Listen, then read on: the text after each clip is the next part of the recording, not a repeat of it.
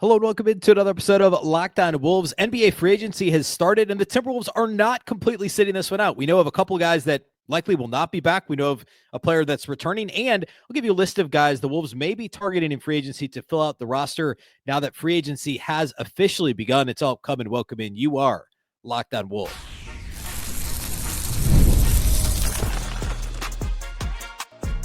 You are Locked On Timberwolves, your daily Minnesota Timberwolves podcast. Part of the Locked On Podcast Network, your team every day. Hello and welcome to the Locked On Wolves podcast, part of the Locked On Podcast Network, your team every day. My name is Beecken. I'm the host of Locked On Wolves. Today's episode is brought to you by FanDuel. Right now, new customers can get $150 in bonus bets when your first $5 bet wins. Happy Tuesday, everybody. Happy NBA free agency. Of course, didn't start at midnight like it used to. Instead, it started in the afternoon, late afternoon, early evening on Monday. And the Wolves, despite not really having cap space, did a few things on Monday. We'll talk about all the moves that they've officially made to this point as of this recording on Monday evening, as well as what could be up next for Minnesota. I'll give you a list of guys that I think Minnesota could target to fill out the roster. There are officially, as of right now, 2 roster spots open and perhaps a little bit above the minimum in order that they're able to spend to fill them. So we'll talk about all that here on the show today. First, though, a big thank you off the top for making Locked On Wolves your first listen every single day. Of course, this show is free and available everywhere. That includes YouTube, as well as all of your favorite audio platforms. Wherever you like to listen to podcasts, you can find Locked On Wolves. You can also watch on the Locked On Sports Minnesota app on both Roku and Amazon Fire TV. All right. So I'm going to hit a couple things early here. So the Wolves moves that actually happened, let's talk about that. And then I want to give you a list of names of guys that I would target if I were the Wolves, and I think the Wolves may try and target to fill out the roster with. And the headline as of this recording, and I recognize that things can change. I thought about doing this live, but then I was like, I want to have the ability to just kind of hit refresh here, and anything crazy happens. I can take a minute to gather my thoughts and then jump back in. But I am just kind of mashing refresh here on Monday evening with Twitter and hoopsrumors.com and everything. But the headlines right now are that Nickeil Alexander-Walker remains unsigned. And right before recording this, Caris LeVert reportedly agreed to a deal with the Detroit Pistons. They were supposed to be one of the primary suitors for Nickeil Alexander-Walker, especially following the Desmond Bane acquisition by Orlando, and of course the news with old friend Malik Beasley getting into some trouble. Unfortunately, once again for Malik, and his situation is kind of in flux. So Atlanta looks like the primary suitor for Nickeil Alexander-Walker. There is a chance Minnesota could complete a sign-and trade where they get an asset back. It's not likely to be a significant asset, maybe a second-round pick swap or a heavily protected second-round pick, or maybe just a straight second-round pick, because Nah actually has quite a few suitors on the open market. There just aren't that many teams that can afford him into cap space. So he could settle for a slightly lesser role with the team that has the mid-level exception available. But in terms of teams with cap space, it seems like Atlanta would be the most likely landing spot for Nickeil Alexander-Walker. The other big things for Minnesota are, we know that Joe Ingles has re-signed. And don't get bent out of shape about the reported 3.6 or 3.9 or whatever the contract is. It's a veteran minimum. So it counts against the cap the same as signing any other vet minimum guy would. So whoever your favorite vet minimum guy is, that's what think of that as what Joe Ingles is getting paid. He's just been in the league for 1 billion years. So the actual money paid to Joe is more than a guy who's been in the league for 3 years, but the cap hit is exactly the same. So there's no impact other than the roster spot. It doesn't preclude, it doesn't preclude them from spending more than the minimum on their last spot. My math tells me the Wolves have just a little bit over the vet minimum to fill they have 2 spots left, and they have to sign one more guy to hit the roster minimum. So there will be at the very least one more signing for Minnesota. They should be able to spend slightly more than the vet minimum. Now, we just don't know. We don't know all the specifics about the Nas contract and some of the likely incentives that count against the cap and some of that stuff. So like there's a lot of kind of minutia here. So again, the important thing is Minnesota has the 2 roster spots to play with. They have to sign one more guy, and they can't afford much more than the vet minimum, which means Nickeil Alexander-Walker is not coming back unless Minnesota were to pull off a completely unexpected trade, which is really, really unlikely. So what is Minnesota going to do with those final spots? Also, the reason why they have the spots available is because they did not accept the option. They declined the option, I should say, on both Josh Minott and Luka Garza. And I was wrong on Monday's show. I had cited a source that John Krasinski had shared that was on Twitter that was saying that Minott would be back, and nobody really knew on Garza. The Wolves apparently declined both options. And I was a little bit surprised because I think Josh Minott, I know I will die on Josh Minott Hill. And you can find plenty of shows. I did a couple of like entire shows on why Minott would be a rotation guy, and he failed when he had the opportunity last year. And I can't really blame Chris Finch for not trusting him more last season. I do blame, well, I shouldn't say blame at this point. I would have kept Josh Minott because we'll talk about some of the names that are out there, and you know, who knows what the Wolves end up doing with the rest of the roster. But I think Minott's got a future as a rotation player in this league. I don't know that he's going to be like, I don't know that he's a starter. I think he's a rotation guy, and I think he'll play for a solid team. And I hope for his sake, he gets an opportunity on kind of a fringy playoff team that has a role for him. I don't want him to go to a bad team and necessarily play 35 minutes, because I don't know that necessarily, unless it's like a 1-year deal and he plays really well and he can then parlay that into being on a better team. But I hope he gets like a rotation spot. He can play 25 minutes a game. He can do Josh Minott stuff, which in my mind is rebound a lot, offensive rebound, play crazy defense, get lots of blocks, and just kind of dunk on guys, and hopefully knock down some corner threes in the half court. I think he's got a future as a rotation guy at the NBA level. The other thing Minnesota did was they extended qualifying offers to both Jesse Edwards and Tristan Newton, who are 2 of the 3 two-way players at the end of the year last year. Remember, Minnesota signed Bones Highland to the final 2-way spot. They did not offer him a qualifying offer, which makes sense. But they did. Remember, Rocco Zikarsky, the second-round pick from last week at the draft, he reportedly got a 2-year 2-way deal. So he's one of the 3 2-way slots. The other 2, they offered qualifying offers to both Tristan Newton, who was claimed off waivers from Indiana, December-ish last year, and then Jesse Edwards, the undrafted big out of West Virginia, who played summer league for Minnesota. He was a 5-year college guy. I think 3 years at Syracuse, 2 at West Virginia, maybe 4 and 1. And, you know, kind of a Rudy Gobert archetype, if you will. Archetype, not a lot else like Rudy Gobert, other than he's really tall and he's a shot blocking big that, you know, isn't all that's the type of player he is, right? I don't want to get too worked up about how they use their 2-way deals, because for a contending team that has designs on an NBA championship, the 2-way spots are not guys that you think are going to have to play rotation minutes for you. They are developmental, or they're break glass in case of emergency. You could argue what's Jesse Edwards, because you're not going to use him in emergency, and he's already like an older second-year guy. He's like 25. So I don't know. I don't really know, but I also don't think it's that big of a deal. Tristan Newton would be more of a developmental type one, as is Rocco Zikarsky. Last year, Bones Highland was more of a break glass in case of emergency at the end of the regular season, because remember, they're not postseason eligible, and also kind of throwing a bone, pun intended, to a Tim Conley guy who he had acquired originally in Denver. So that's the 2-way situation. So sitting here right now, Minnesota has 2 regular roster spots, and they have one 2-way spot available. That's what the roster looks like for Minnesota as of right now.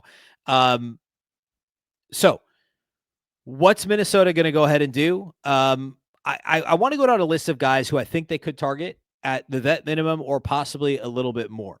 So we'll do all that here next.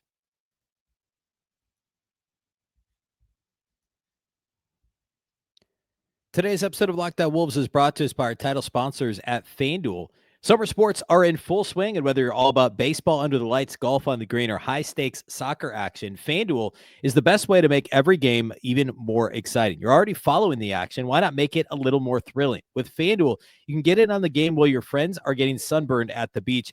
I've been using FanDuel to track my favorite matchups, and the app keeps it fresh with new daily promotions and fun ways to bet. It is super easy to use, fast to pay out, and makes even regular season games feel like must-watch events, which isn't always the case with baseball.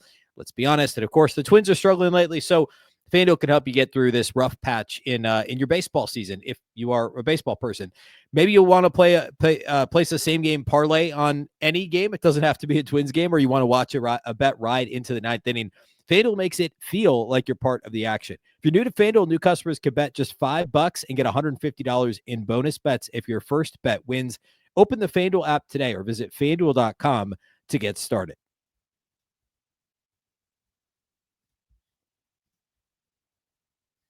All right, so with 2 roster spots for Minnesota and at least one that they're going to fill, we know they're going to fill at least one roster spot.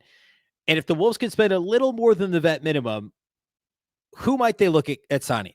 I'm going to start with my favorite. Well, actually, no, let's do this. Let's start with 3 guys who I think will want more than the minimum. And I don't think Minnesota will get.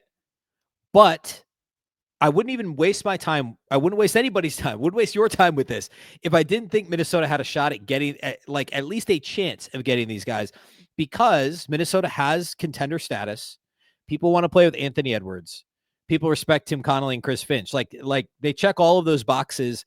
So, it's not quite like, well, actually, the first guy we're going to talk about is Gary Trent Jr., who signed for a minimum deal in Milwaukee last year to try and chase a championship. That obviously did not work out great. He probably will not sign for a minimum deal this year.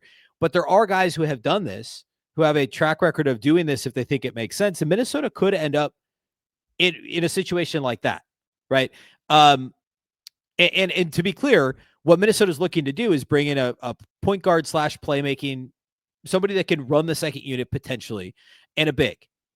And I should also say, I understand that there's concern among Wolves Nation about, hey, if they bring somebody in who is a name like a Gary Trent Jr. that has a track record and is going to expect to play, comes in a vet minimum contract, does that mean Rob Dillingham doesn't get to play? Well, I guess maybe. I mean, ultimately, that's Chris Finch's decision, but it feels like Tim Conley and Chris Finch are generally on the same page.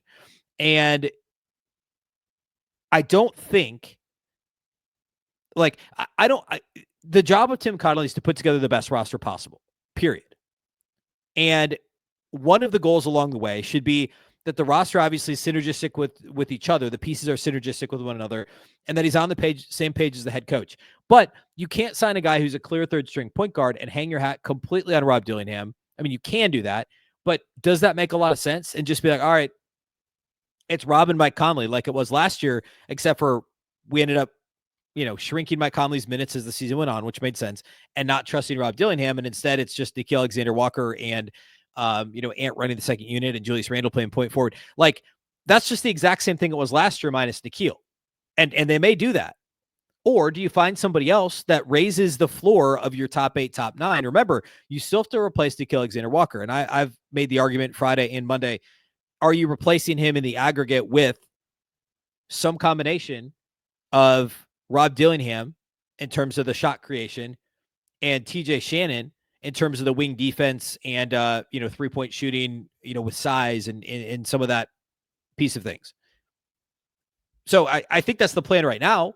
But if you can bring in somebody that has a track record of doing some of this other stuff and raising the floor of your rotation, it's hard to argue against that. And I sure, the asset management wouldn't be great if all of a sudden, Rob Dillingham's just never playing. But, dude is still a one-and-done guy who just spent 1 year on a contender. And, it doesn't mean his career's over. It doesn't mean it's not going to happen. But it would be irresponsible to be like, all right, let's not even explore any of the other options here. And I'm not saying that any of these guys are, the thing that's going to propel the Wolves to the finals, right? There's a lot of value in running it back for the most part, because, and we talked about this on yesterday's show, this team didn't have, this was year one of Gobert and Randle in the front court, of Randle playing with Anthony Edwards. There's development to be had on this roster and upside beyond the 49 regular season wins, clearly, as they gelled over the course of, March, April into the playoffs to all the way to the conference finals. So there's still upside to be had there. Gary Trent Jr., let's start there. Gary Trent Jr., of course, Minnesota guy, and he's got good size as really a combo guard that's even played some 3 in the league, but he's really more of a 2 that can initiate some offense. He's not a pure backup point guard. He's more of a scoring guard. But I like the fact you can put him on the floor alongside a Rob Dillingham even. potentially. Those guys could play together. Now, defensively, it's a bit dicey, certainly in that scenario. So I don't know that they do a lot of that, but you could get away with a lot with Jaden McDaniels and Rudy Gobert on the floor as well. So I like the fact that there's a lot of upside with Gary Trent. Again, I think he's going to get a better deal, a bigger deal than a vet minimum. He's a guy who shot almost 42% from three last year in primarily a bench role for the Bucks, but he's only 3 years removed from averaging around 18 a game for the Raptors and still shooting about 38% from three. For his career, he's 39% from outside the arc. Again, the defense is not good, but the fact that he can do multiple things as a combo guard is attractive. Not a great rebounder for a guard, doesn't get to the line a ton, but there's upside for him as a scorer, as a high volume type guy in case you want some of that punch off the bench. I do think he gets more than the vet minimum. Another guy on that same list would be for similar reasons would be Luke Kennard. I think Luke Kennard gets more than the vet minimum as well. He shot 43% from three last year. He's a career 44% three-point shooter. The defense is not good for him either. And he's similar size. He's not quite as big as Gary Trent. I think they're both listed as 6'5", but I think he's a little smaller. And great shooter, great offensive player. Can initiate a little bit. Like he's had a track record of being asked to do a little bit of that, maybe even a little bit more than Gary Trent. He's obviously not a point guard either. Again, neither was Nickeil Alexander-Walker. So there is something there from an assist rate standpoint. He's also a better rebounder than Gary Trent. He's maybe actually even a little bit more well-rounded than Gary Trent would be. I do think he's going to have interest above the vet minimum. So I would not hang my hat on getting Luke Kennard, but he would be, again, a high upside combo guard off the bench. And I know he's 20, he's going to be 29. And so when I say high upside, I don't mean like he's going to get better. I mean, if he plays, like he's going to have a couple of big games a year. You can count on him being a pretty high level scorer as far as bench scorers go. I think there's something to be said for that. And also the high floor there too, for both of these guys, because they're both really good 3-point shooters. Another guy I'd put in the same category, maybe a little more realistic, and also I like a little bit less than both Kennard and Gary Trent, would be Spencer Dinwiddie. He's 3 years older than Kennard and 4 or 5 years older than Gary Trent. Dinwiddie's not a very good shooter, which is the primary concern. He's a little bit more of a higher volume kind of mid-range scorer, which the Wolves don't have a ton of, and I don't necessarily think he fits what they're trying to do. Size-wise, he's similar. He's also listed at 6'5".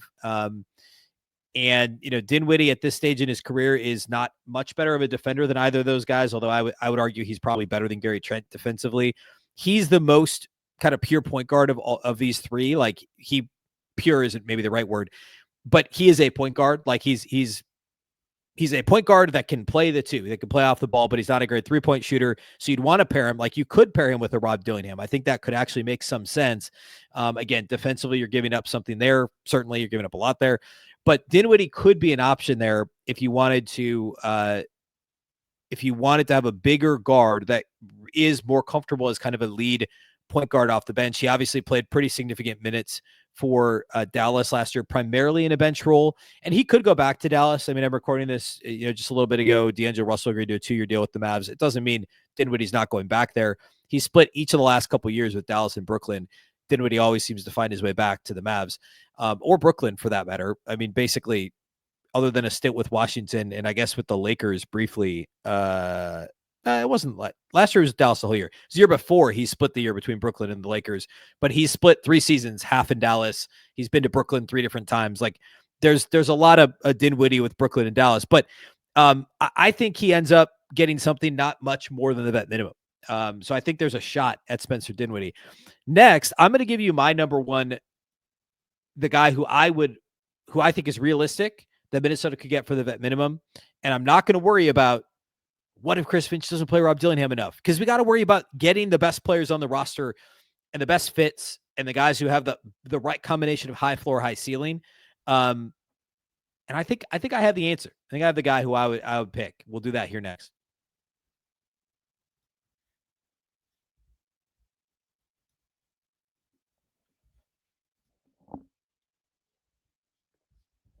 All right. My number one pick for guys Minnesota could realistically sign in free agency, I should say, who probably won't need much more than the vet minimum for this year. I could be wrong. All it takes is one, would be Malcolm Brogdon. Hear me out. Malcolm Brogdon hasn't played a whole lot the last 2 years. So nobody's talking about Malcolm Brogdon. He only played in 24 games with the Wizards. I know he was hurt, but trust me, he would have played more if it wasn't the Wizards. Like, I get why he only played 24 games. The year before with Portland, he was only played 39 games, started 25, similar situation, banged up, but look at the team he was on. The year before, he won Sixth Man of the Year with Boston and was traded in that kind of surprising offseason trade from Boston to Portland. Malcolm Brogdon is a really good player. He's a career 39% three-point shooter. I know he was 28.5% last year, but again, really low volume. Like he only attempted 56 threes across 24 games last season. But before that, the year prior in Portland, 5 attempts a game, 41%. The year before in Boston, 4.5 attempts a game, 44%. He's been above league average every season, but 3 in his career. And again, 39% for his career. He is a 3-point shooter. He's also somebody who he's kind of split minutes between point guard and shooting guard over his career. And he's probably best cast as a scoring guard, but he's been a point guard. Like he's basically played point guard when he's been on the floor more often than he's played shooting guard over the course of his career. And I like him as Minnesota clearly doesn't like these, he's a 1, he's a point guard. He's he's Terrell Brandon, right? Like they don't want a guy who's just a point guard. They want somebody who can score a little bit as well. Mike Conley's obviously a bit of an exception to that, but like I don't see Minnesota going out and signing a Tyus Jones, right? Like they're not going to do that. They're going to find somebody that can also score and play off the ball. Malcolm Brogdon's another example of a guy that could play with Rob Dillingham. And I know they have Dante DiVincenzo, and I know they have TJ Shannon, and I know they have Jalen Clark, but Malcolm Brogdon's proved it on a high level, both on some pretty good Pacers teams and Bucks teams, going back a few years. He wasn't on the championship team, but some pretty decent teams across his career. And then Sixth Man of the Year with Boston just 2 years ago. And I think he can play off the ball next to Rob Dillingham. Now, at this stage in his career with the injuries, the defense is probably, we'll call it averagey. Without seeing much of him the last 2 seasons, it's hard to say. And that's why like there's a lot to kind of weigh here.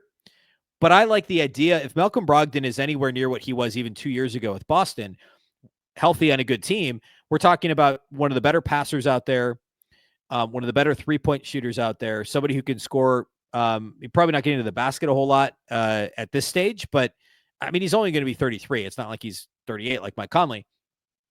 But he's a scoring guard that also can run the point. And he can play with Rob Dillingham. He could play point guard.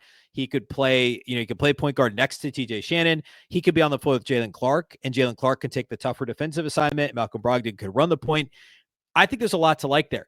It's possible he gets paid more. Like healthy Malcolm Brogdon is more than a vet minimum guy, but given the injuries the last 2 years, there's a real possibility he has to settle for something as a team kind of says, all right, let's see what we have here. Which, by the way, if there's still stuff he's coming back from, maybe not 100%, like you start the year with Rob Dillingham. You see how it goes, right? Like you give him heavier minutes to start the year, and if Brogdon can play his way into shape or whatever, fine. Like do that. I just think he gives you some options, and he gives you a high floor for like, if this guy's healthy, we know what he can give you. And he's kind of the best, like he's a veteran presence who's not Mike Conley, Joe Ingles on that end of things. So I like Malcolm Brogdon a lot. And the only rumor I've seen as of this recording is like the Sacramento Kings wanted to do a virtual meeting with him, a Zoom meeting with him. I haven't seen much else for Malcolm Brogdon in terms of like real rumors. And I really do think he would be a really nice fit in Minnesota. I think he checks a lot of boxes for the Timberwolves. Let's talk about some kind of like last ditch type options that I think could make some sense. Bruce Brown, I had on my list. He already went back to Denver. He hasn't been there in a couple of years, but back to Denver. Let's see. I guess this is more playmaking wings, which, by the way, the Wolves are looking for a point guard and they're looking for a big. But we saw a playmaking wing in Nickeil Alexander-Walker be the backup point guard last year, a couple of years ago. Kind of a similar strategy when they tried to do that with Troy Brown, and I'm completely blanking on the other guy, but they had a couple of wings that they were trying to do this with. Kyle Anderson basically played backup point guard. So this isn't out of the question. Bruce Brown is off the market. Another Tim Connolly favorite who's more of a 3-and-D than an actual playmaking wing, but maybe a vet minimum to fill the roster. Torrey Craig, keep an eye on him. I'm not enthused about it, but possible. Taurean Prince could fall under the playmaking wing category. I thought I had a pretty good year with Milwaukee. Kind of fell out of the rotation well, he was up in and out of the rotation. He is a vet minimum guy at this point, but he can shoot the lights out still. So I like Taurean Prince. I wouldn't mind a reunion with him on a vet minimum deal. And then this is like a true wait and see because of the injury at the beginning of last year, but DeAnthony Melton probably is a vet minimum because he's not going to be ready to play right away. He's going to work his way into playing shape, but the upside there is immense as a wing off the bench. So that's a possibility. True minimum guys that I'd keep an eye on as possibilities. Another guy with Denver history, although I think he was pre-Tim Connelly in Denver, Gary Harris. No, I think he was with Conley in Denver. Gary Harris is a possibility as kind of a combo guard, undersized scoring guard type guy. Again, he's like a true third point guard at this point, and Delon Wright would fall into that same category. A guy who I've liked for a while, and I don't mind as like a last line of defense type player. Again, they could do this and still re-sign Luka Garza in a vet minimum, and I think they probably will. That's my guess. Is they'll try all this stuff. If it doesn't work out, you sign Luka Garza, and Rob Dillingham's the answer as your backup point guard.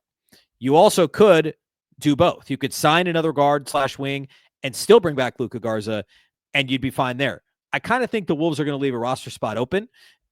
They've done that the last couple of off seasons, keeps their options open. It gives them an opportunity to kind of see how other things develop and, maybe even keep it open into training camp, sign your Exhibit 10 deals to get more camp bodies in and make sure everybody stays healthy, see how other rosters shake out. Maybe there's a trade down the road that's a 2-for-1. You're taking back 2 guys, unlikely this year, but possible or unlikely between now and the start of the season. I said that a year ago. Look what happened in late September. That's kind of how I think this is going to shake out. I think Minnesota is going to go hard after somebody like a Malcolm Brogdon, maybe bring in somebody and then still bring Garza back at a vet minimum. As your fifth big, you can certainly do worse. Garza is what Garza is. He's a good scorer. He's basically in a very different way what Bones Highland was at the end of last year, and they didn't need to use him this way. But like, if you've got that weird back-to-back where somebody tweaks something and somebody gets suspended because he gets 15 technicals, and Rudy's back is acting up, so you want to give him the night off or whatever, and you're probably going to lose, but you're like, all right, let's see if Luka can give us 20 and 10. There's a chance he can, depending on the matchup, because the dude can score. He's just not a great defender. And if the shot's not falling, if it's a bad matchup, if it's a team that doesn't play a big, like a real center, a true center, like you don't want to play Luka Garza against the Thunder. You just don't. But could you play him against other matchups? Yeah, sure. So I don't mind the Garza thing. I don't mind the Joe Ingles thing. I talked about that a little bit off the top, but like not worth getting bent out of shape about. The front office and the coaching staff knows the team better than anybody else. And if Joe Ingles is that big of a locker room presence, you're talking about the 15th roster spot on a 16th roster spot on a team that he was on last year and proved his value in the locker room. So I don't have a problem with it at all. It doesn't bother me. I guess I understand if you do, but like your 16th guy is not going to play anyway, with regularity at least. I mean, look at the end of the bench last year. Like PJ Dozier was on this roster until January and didn't play any rotation minutes, and that's fine. That's just what Tim Connelly likes to do. And find me a team that had their 16th guy play and needed him to play and was a successful team. Like that's not a thing. So, like I just don't think this is a big deal either way. All right. I'll be back. If anything big happens, we'll do an extra pod on Tuesday, but this is Tuesday's pod, posting late Monday to get you ready. And by the time this posts, by the time you listen, it's possible a couple guys that I've mentioned are gone already, but it's fresh as of me recording it. And it's out now on Monday night. So enjoy the rest of free agency. A big thank you for making Locked On Wolves your first listen every single day. Of course, this show is free and available everywhere. That includes YouTube as well as all of your favorite audio platforms. You can also watch on the Locked On Sports Minnesota app on both Roku and Amazon Fire TV. And there you have it. I refresh hoops rumors right as I'm signing off on the pod and see that Luka Garza signed a 2-year deal with the Boston Celtics at a league minimum. So he could have been in Minnesota at the minimum if they had kept him with the team option, but instead he gets another year of security. And as of this first report, it doesn't look like there's an option at all. So he's going to go sign with the Boston Celtics for 2 years. Good for Luka Garza. He's carved out a nice career for himself. So there you go. They have an extra roster spot to play with outside of Luka Garza.